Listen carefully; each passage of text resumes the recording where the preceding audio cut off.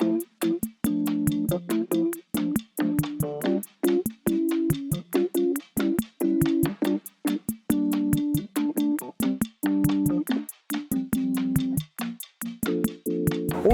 კუნძული მალტა, რომელსაც სხვადასხვა კულტურების თავშეყრის ადგილს უწოდებენ, წელს უკვე მეათედ საიუბილეო დიასპორელების დაჯილდოებას ამ ისტორიულ თეატრში მასპინძლობს, რომელიც დიასპორის სახლის ინიციატივით იმართება.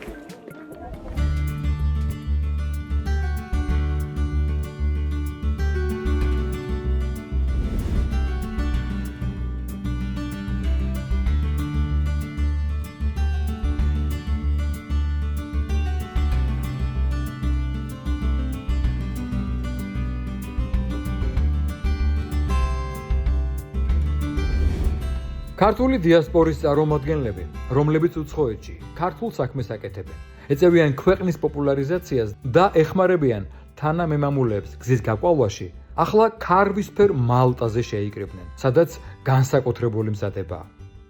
სპეციალურმა კომისიამ ტრადიციულად წელსაც წარმატებული და ნაყოფიერი საქმიანობისთვის არაერთი ადამიანი დააჯილდოვა, რომლებიც ქვეყნის ფარგლებს გარეთ საქმიანობენ.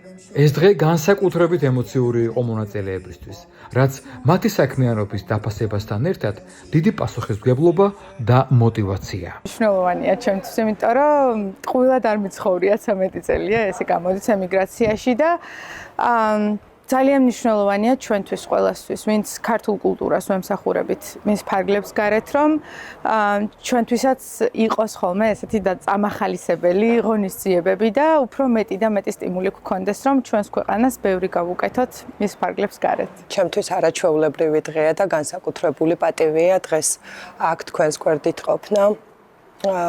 ეს მხოლოდ ჯილდო არ არის ჩემთვის, ეს სასიცოცხლო ხიდია ჩემსა და ჩემს ხალხს შორის. სასიამოვნო და ემოციით სავსე საღამო იყო და დიდი მადლობელი ვარ, რომ ჩვენ ყველა ბრძოლობთ ამისთვის, რომ რაღაცა მივაღწიოთ საზღვარგარეთ და ჩვენი ქვეყანა ღირსეულად წარმოვაჩინოთ საზღვარგარეთ, სადაც არ უნდა ვიყოთ. მე გახლავართ დიასპორული მედია აპრიორი ტივის დამფუძნებელი და ჟურნალისტი იტალიაში. და მე წლების მანძილზე უკვე მე 5 წელია თანამოქალაქეებს იტალიაში მცხოვრებ ქართველ თანამოქალაქეებს მშობლიურ ენაზე ვაწვდი ყველა საჭირო ინფორმაციას.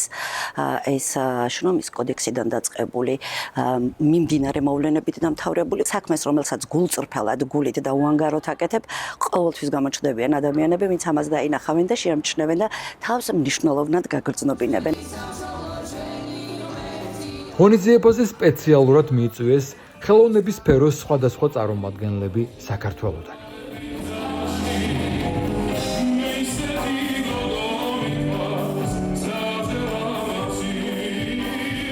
წარმატებული დიასპორელების ნომინანტებს რეკომენდატორებთან ერთად დიასპორის სახლი მთელი წლის განმავლობაში იძიებს და საერთაშორისო ასპარეზზე მათ საქმიანობას ეცნობა. როგორც თავად ამბობენ, პროექტის მთავარი მიზანია მადლიერება გამოხატონ იმ ადამიანების მიმართ, რომლებიც სამშობლოს ფარგლებს გარეთ ეროვნულ საქმეს აკეთებენ.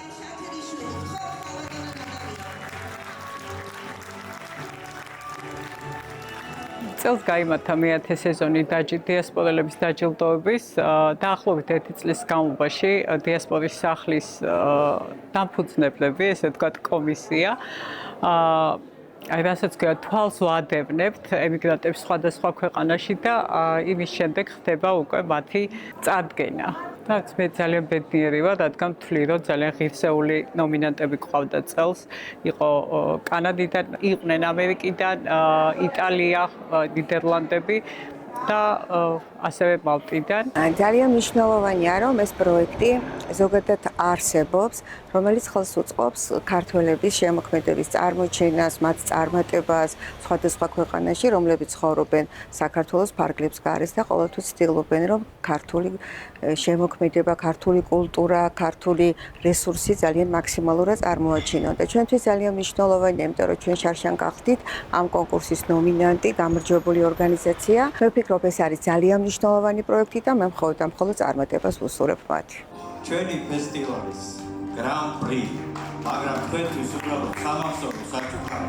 მინდა გახსოვოთ წარმატებული დიასპორელების დაჯილდოების საზეიმო ღონისძიება მალტაზე რამდენიმე დღიანი იყო. საღამოები მოიცავდა გაცნობით შეხვედრებს, მალტის დათვალიერებას და ბოლოს დასკვნით დაჯილდოების საზეიმო ცერემონია.